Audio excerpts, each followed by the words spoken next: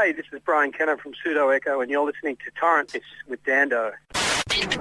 Welcome to Torrent with Dando, and now I am joined on the line by a member of a band who just this year are celebrating their 30th anniversary of forming in Melbourne back in 1982. After getting a big break on Countdown where they sang their song Listening, they went on to achieve international success, particularly with the cover of their smash hit Funky Town. They've recently released their first single in over 10 years titled Suddenly Silently, and will kick off a national tour at the Corner Hotel on August 4th.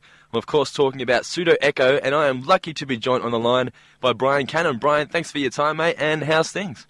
Hey, how you doing? Yeah, it's about. How are you, man? Yeah, good, mate. Now, what have you been up to today? Well, I've just been doing some press. Yeah. And some, gathering together some, last-minute stuff for touring, for our rehearsals and things. Yeah. So, yeah, we're just polishing it all up. Is it strange doing all these press interviews to plug an upcoming Pseudo Echo tour again? Yeah, in a way. Quite novel. I mean, I seem to be constantly doing bits of press, just for projects associated with what I'm doing. But, this has been pretty intense this time. It's great. Well, what kind of things are you nervous about this time compared to, say, 10, 20 years ago? Oh, look, I wouldn't say I'm nervous. It's more excitement. Yep. It's a kind of a new lineup that we haven't done for a while. It's the longest running lineup we've had, but still we haven't done it for a while. So, just getting that back together and everyone getting a feel for each other. So it's been going really well. And having a new song, we haven't actually played a new song in the set for so long. Yeah. So it's kind of a little bit daunting, but if our Facebook's anything to judge by, it's going to be great. Yeah, it seems a lot of people are pretty excited for it. Yeah. You kick off the tour at the Corner Hotel. Did you feel it was important to play the first gig in Melbourne? Yeah, definitely.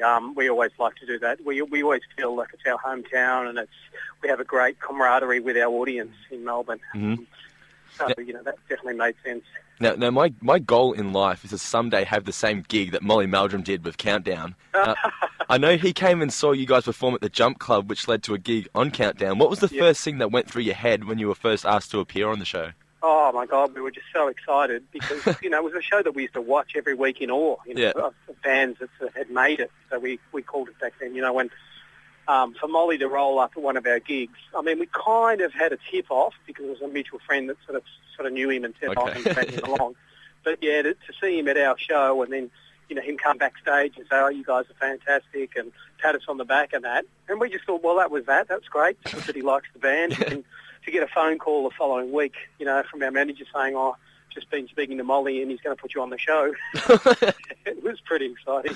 When you knew Molly was going to be there, do you think you put in that little extra effort? Well, I don't think we even knew until after. Oh, okay. I think maybe we spotted the hat, Yeah. But yeah, it wasn't really, we weren't that prepared. But on the positive note is we just sort of started really peaking. Our audience was really good. We always had a good number at our crowd, at the audience, at the gig rather. And it was kind of like when he finally seen this show, I think that it was he was really impressed. I think we the audience just was really on our side, and it wasn't really hyped or anything. So I think he was stoked because of that. So it's like the stars were just aligning. Yes, exactly. Do you think Australian bands could benefit from a TV show like Countdown being relaunched? Oh, most definitely. It is different times. I mean, things aren't the same focus on a pop star anymore. It's not that big a deal. Although Justin Bieber seems to that it is a big deal, but I think any show that showcases a lot of local talent would be great, and especially in an untarnished way. A lot of the reality shows are so staged and so scripted. It's kind of it's a false kind of impression of what success is. Yep. Whereas the Countdown thing was kind of really.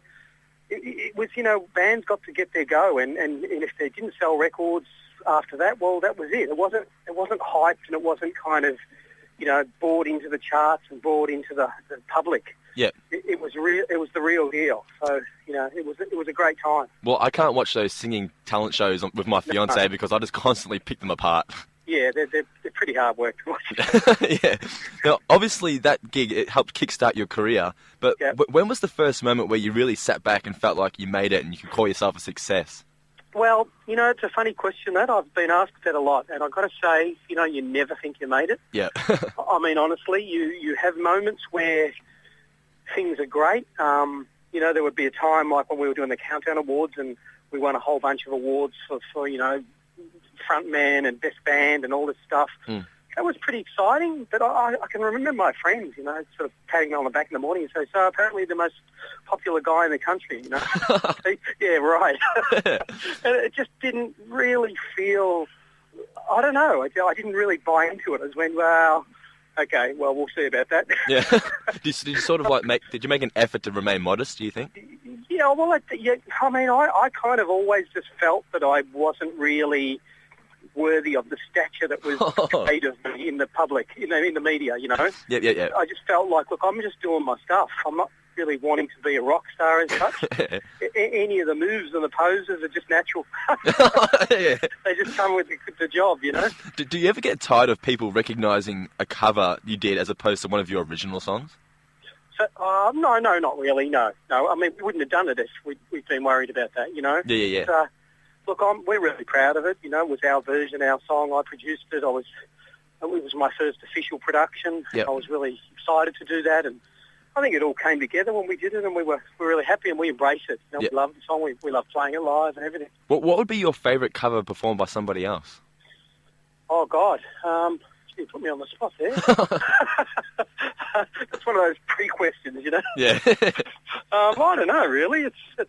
That's a hard one. Yeah, I'm sure there are some, but I couldn't just pull one out, I don't think. Well, you also took part in a special charity rendition of my favourite musician, John Lennon's track, Happy Christmas, War is Over. What is one song you felt Pseudo Echo should have covered besides Funky Town? Oh, well, I don't... We actually sometimes covered in the live set a Roxy Music cover, Let's Stick Together. Oh, yep. And that was always fun, but I don't think it was the song that I thought we would record. Yeah.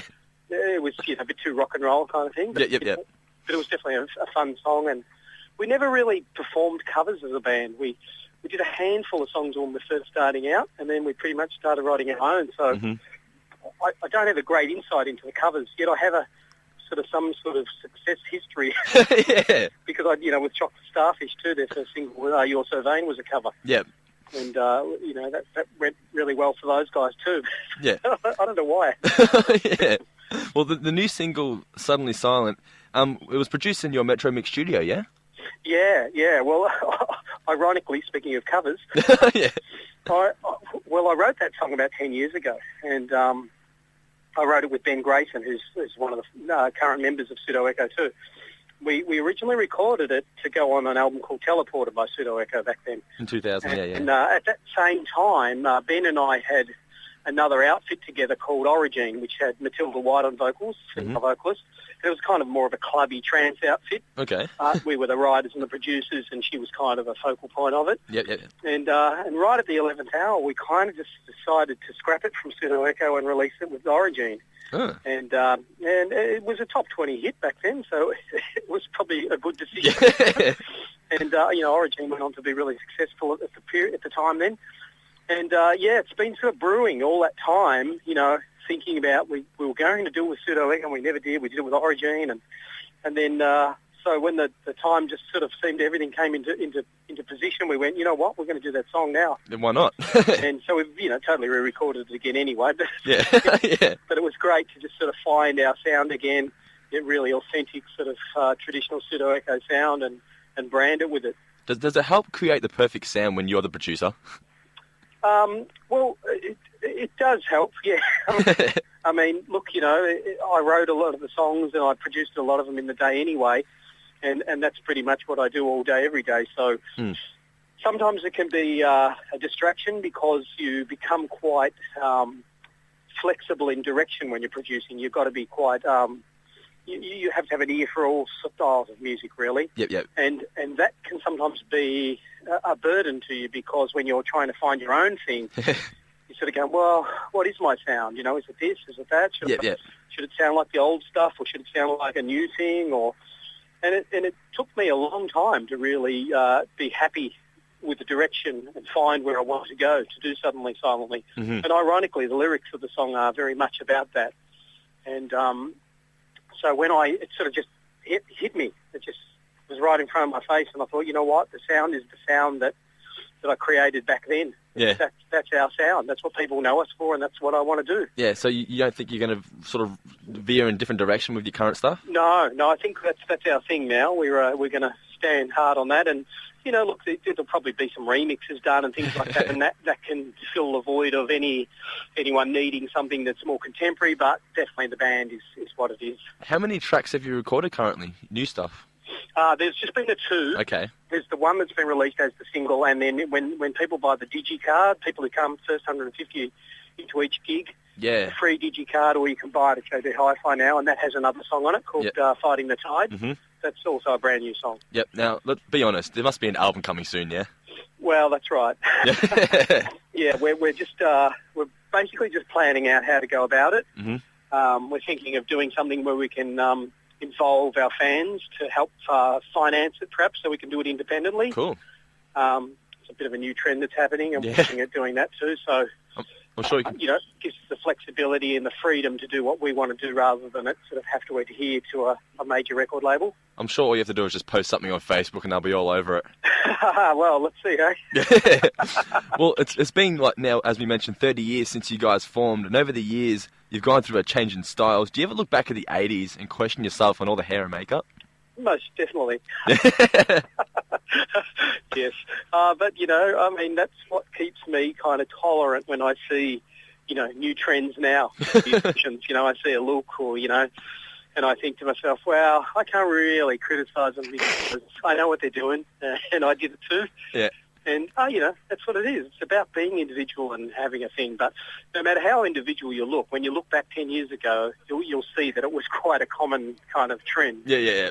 I can remember thinking back in the day that, Springsteen was just meat and potatoes rock and roll. He didn't really get involved in the trend. And In Excess were kind of more of a pub rock sound, and they were more Aussie looking. They weren't really, in that scene. But when you look back, they all had it. Yeah, they did. They had the mullets, and they all had the look, just to different degrees. Yeah.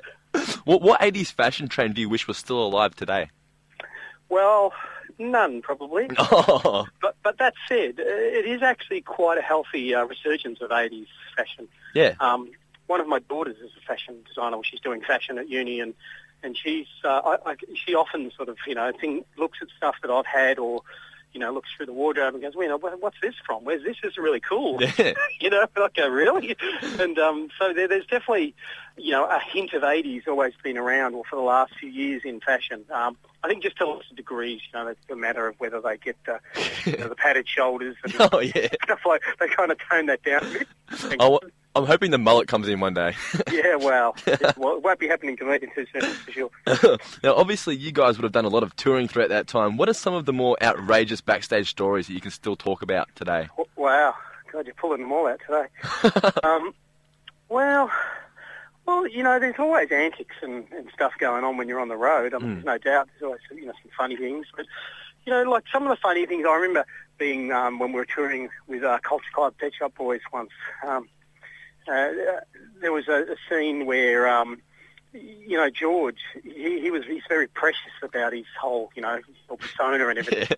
And I always found it to be very amusing that the guys would, constantly call him a poof and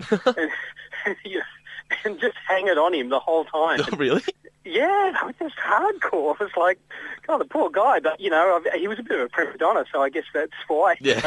And it was just really funny to see him, have his own special band room and, oh, really? And travel separately and all this stuff. We thought, oh, God. So, and I remember a time we were touring in Greece in the 80s. Similar thing where there were all these bands backstage. We were doing this show called Ekorama. And it was a big event, big international event. There were the Osmonds were there, Bob Dylan was there, oh. He was there. It was a broad spectrum of artists, and just seeing these guys, meeting all these big rock stars, it was quite humbling. And but the funny thing is that the biggest sort of wanker rock stars were always the least talented rock. Oh, really? They just had the latest single, and they would think they were just, and I remember sitting on the tour bus. We all got plonked in one bus, taking us all to some venue, and I sat down next to Rick Astley, and I sort of look across at him, and I don't know if you know who Rick Astley is. He was an 80s. Yeah, I know who he is. Yeah. Yeah, and Rick's kind of nice to meet you. You know, he's very got to do English accent, and right across from me was Graham Goldblum from 10cc. Okay. And he was a lovely guy. You know, I spoke with him, during the tour, and he was just so friendly and, like a real father figure. He was just a gentleman and full of advice and stories and a great guy. And he's sort of sitting across the aisle, and I just happened to find the vacant seat next to Rick Astley. And Rick, so I sort of look at Rick and, we're on the same label. And then I said, so how's the touring going? And that, Rick? And he goes, pretty good. He sort of, I think I got that out of him. And I said, so you play instruments too, don't you? You're not a vocalist. I heard you're a drummer or something. And at this point, his manager leans over from the seat behind me and says, oh, listen, I think he needs to just relax here. We won't have too many questions. What? So I kind of, and at that point, Graham Goldblum from 10cc sort of gestured to me to, come and sit over with him. So I got up and walked over and he just said, wanker. Yeah. I thought, here I am sitting next to this bloody legend, from 10cc, and he's just so down to earth, and Rick was quite precious at the time.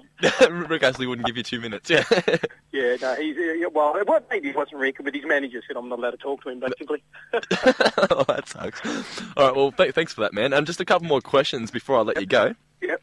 Where do you see yourself on both a personal level as well as the band in 12 months' time?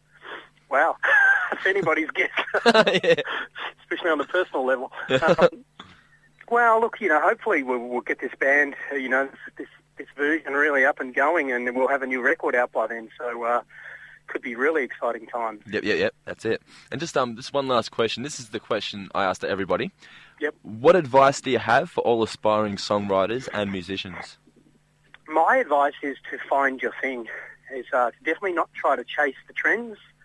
As far as songwriting, production, and stylistically as an artist, it's to definitely find your own thing. Yep. Too many artists are obsessed with chasing their tail, chasing the latest trends, trying to, sound like the latest artist. Yeah. It's futile. Yeah. In that. Because by the time it gets out there and you do your thing, it's old news. And the only way you're going to get anywhere is by being you. That's it. Well, there you go, guys. Make sure you get yourself a copy of Pseudo Echo's recently released tracks, Fighting the Tide, and the new single, Suddenly Silently. Check them out at the Corner Hotel on August 4th, and for all the latest news and info, like them on Facebook at facebook.com/pseudoecho. Once again, Brian, thanks for your time, mate. Appreciate it, and good luck with the tour. Cheers, thank you. Catch you later, mate.